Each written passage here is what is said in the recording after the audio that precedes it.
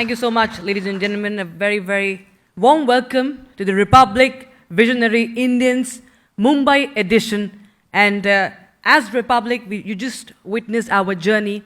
And we, as a channel, continue to celebrate those who contribute to nation building, as we as a channel, as a news network, keep our nation first.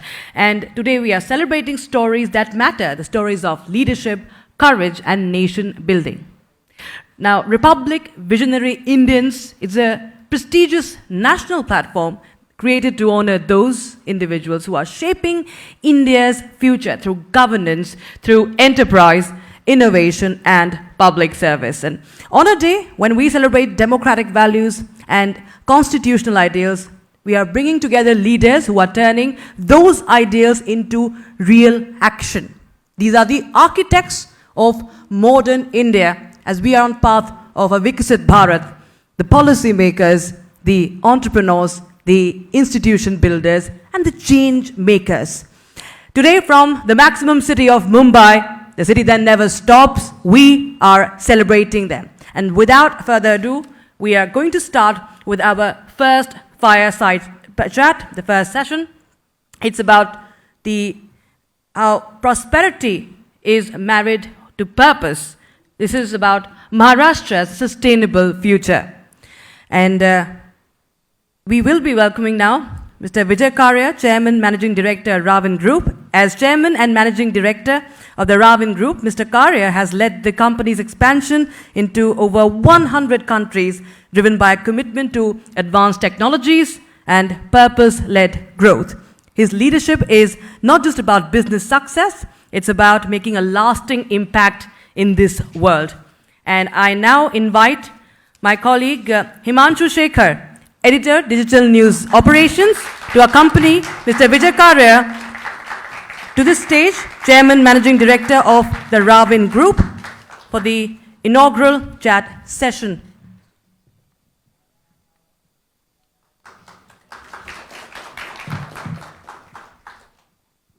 Thank you, Rakshita. Good morning, everyone. My guest today is Vijay Karia, Chairman and Managing Director, Ravin Group. He needs no introduction in the world of business, but for my audience, I would like to just re-emphasize what all he has done. So what started as a rupees 35,000 company back in 1950s, if today has a turnover of more than 300 crores probably. That's if the figures that I have got is right. So Mr. Karia, welcome. And he's a business leader, and more importantly, he's a visionary who likes innovation and who takes the lead in creating and accepting and welcoming new ideas. Mr. Karia, thank you for joining us. Thank you, Himanshu. Just to correct you, our group turnover is something close to 2,000 crores. 2,000 crore. Okay, I got my numbers wrong. So there you go. Big hand, a big round of applause, everyone. So I think I got some numbers wrong. Okay, to start. That's okay. So tell us about the journey. What started as a cable networking company? What all your group, the Ravin Group, is basically into these days? So, well, as you very correctly said, it's time for technology. And what we started off as a cable manufacturing company was in a time where there was an era of shortages. Now, it is an era of surpluses. And therefore, you need to build up more technologies, you need to build up more specialization. We started in 1950, as you very correctly said, with a small capital. My father started it at about 35,000 rupees. And today we export to more than 100 countries across the world. We started our export journey somewhere in 1999, where Indian products were not acceptable across the world. We decided that we want to challenge the paradigm, as of course your channel is also doing the same. And we started exports despite the advice of many of the industry peers and colleagues who said people will not accept Indian products. From 1999 till about 2013, we were winning the highest exporter of power cables award from the Engineering Export Promotion Council. We set up our manufacturing, we expanded our manufacturing capacities in 1996 in Pune. Then we went on to start a factory in UAE, and we are currently the only company in this industry who has manufacturing facilities outside the country. So in 2008, we inaugurated the UAE plant, then we acquired some more companies. So today we are not just in manufacturing of all types of cables, but we are into EPC, high-end EPC, electrical EPC, we are into solar, we manufacture specialized power products. We do lots of things in the electrical industry, and I would say we are growing, we are learning. Well, at 2,000 crore, he's saying that's called humility. Mr. Karia, the world is talking about energy. We talk about how buying Russian oil and how Europe is dependent on Russian oil. Let's talk about Ravin Group and India's energy requirements. When we talk about a Viksit Bharat 2047, where do you think we are placed now? I would like to know your views as where India stands. In fact, I think what has happened over a period of time is that we were wrong initially in opening up our doors to imports. At that time, if we would have started Make in India and Make in India for the world, I think we would have been in an entirely different space today. What we did is to expose ourselves to imports, and it was like we were not competent or capable enough of manufacturing according to the requirements of the world. And I think Viksit Bharat by 2047, I would say that the way we are going, and honestly I would say that from what I can see, there is a lot of government support. If this support remains, if this kind of momentum remains, I think we should be in a position to say that we are a Viksit Bharat, perhaps in the next 10 years' time. 2037? 2037. Between 2037 and 2040, I would say. I would be optimistic and say 2037, but a little bit cautious and say till 2040, we should be a Viksit Bharat. Mr. Karia, tell us about the turnaround. I remember I come from a state 15 years ago, we had no electricity, barely electricity. Like we used to study in lamps and all for, I'm talking about Bihar, okay. And today when I see Ravin Group expanding its roots in different other countries and probably meeting their energy requirements, how do you think this turnaround has come? So I think it's come around with a vision and with execution plan. It was perhaps not just slogans, but hardcore commitment to executing those slogans. So to give you a small example, Delhi Metro, where the metro services run, and when they were inaugurated initially, was almost 100% with imported electrical products at least. Today, Mumbai Metro, the Aqua Line 3, is perhaps with at least 95% Indian products, if not 100%. Okay.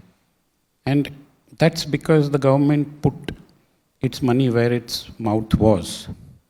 And they gave approvals to the local manufacturers, they relied on them, and we got encouraged to manufacture world-class products.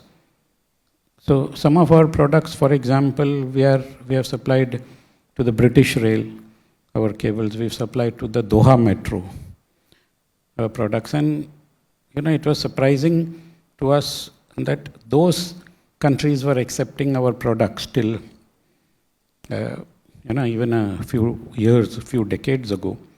But our own country was not, because there were vested interests at play where foreign manufacturers would stipulate certain rules, regulations, certain pre-qualifications which suited them.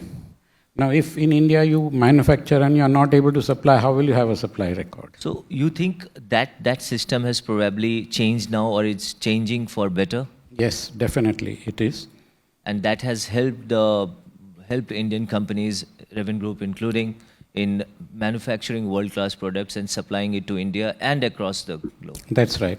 And please understand that, today the infrastructure pace that is being set for making new infrastructure is at a pace which has never been seen in the country before. And it's not just in one sector.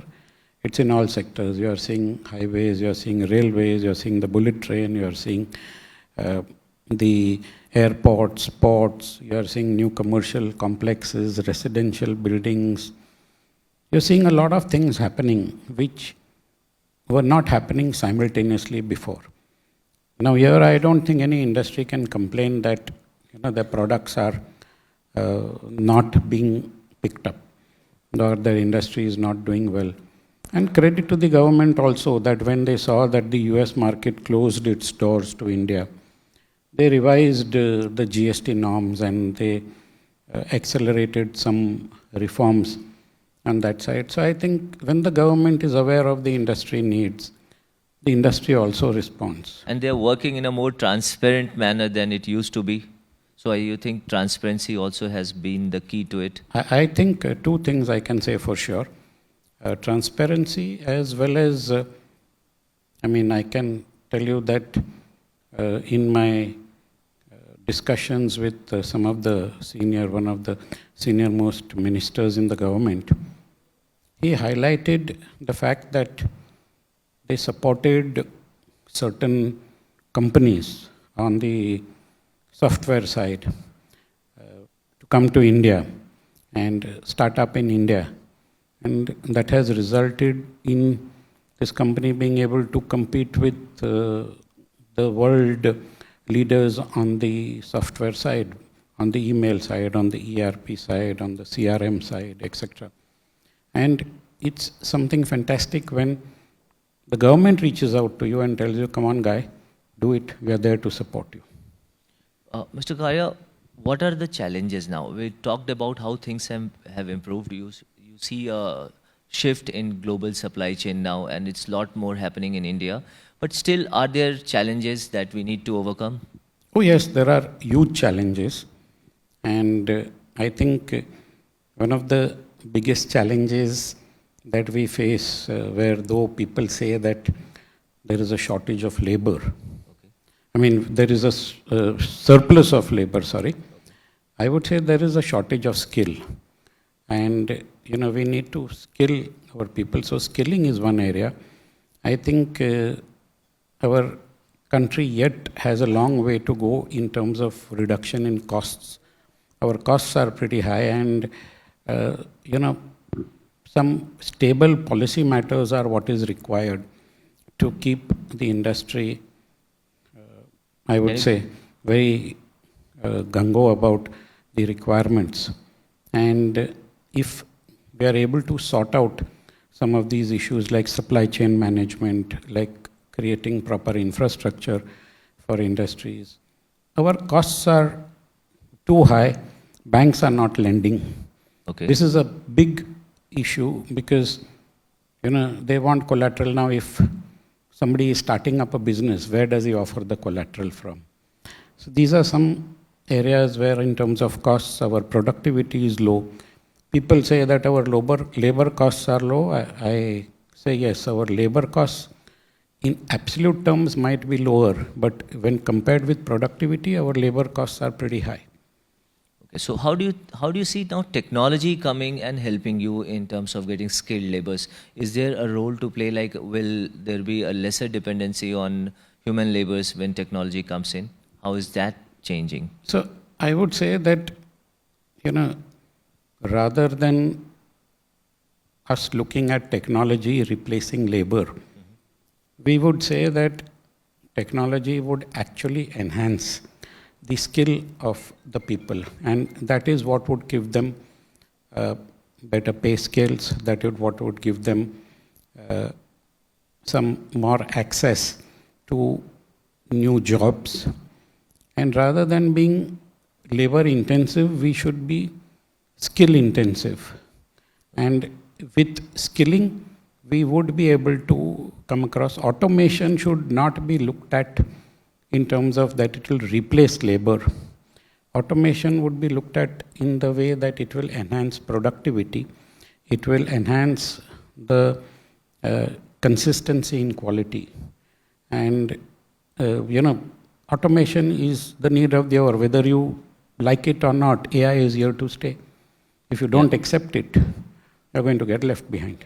So now, when you talk about like skilling your labor, where do you think what's the role of a private player, and how government can step in and help in skilling your laborers? So there are a lot of programs for skill development, but I think it's not in a unified manner. It's isolated into pockets.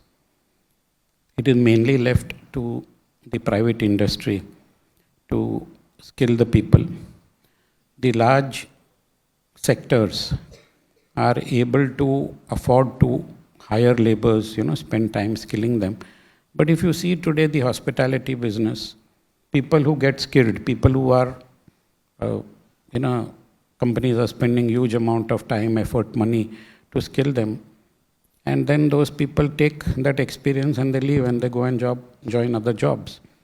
So this industry also is facing, when I say this industry, I mean our industry, we are facing these issues that skilling is more dependent on company basis rather than it being global, in the sense that people are skilled in various sectors. People don't want to adopt new technologies because they feel that it might threaten their jobs. Yeah, it might kill their jobs. Yeah, but it's not so. Actually, it will enhance their jobs, because even to run automated machines, you require more skilled labor. Correct.